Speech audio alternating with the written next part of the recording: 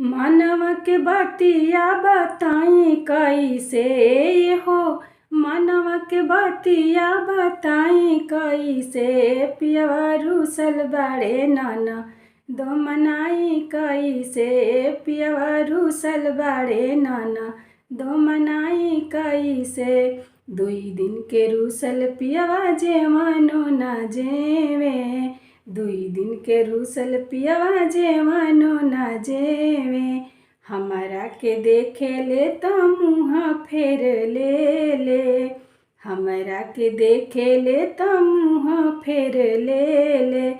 टूट गइल चूड़ी खाना काई कैसे हो।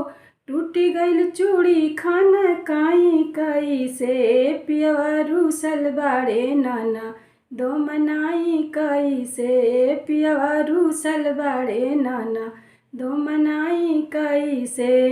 मनवा के बतिया बताई कैसे हो। मनवा के बतिया बताई कैसे पियवा रूसल बड़े नाना दो मनाई कैसे पियवा रूसल बड़े नाना दो मनाई कैसे।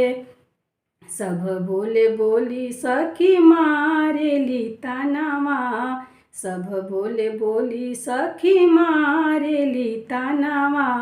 लगता कि असो के फीका रही होलिया लागत बा कि असो के फीका रही होलिया।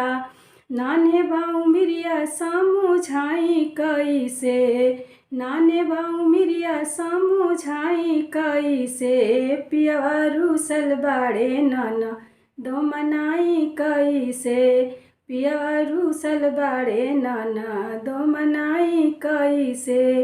मनवा के बतिया बताई कैसे मनवा के बतिया बताई कैसे पियवा रूसल बड़े नाना दो मनाई कैसे पियवा रूसल बड़े नाना दो मनाई कैसे।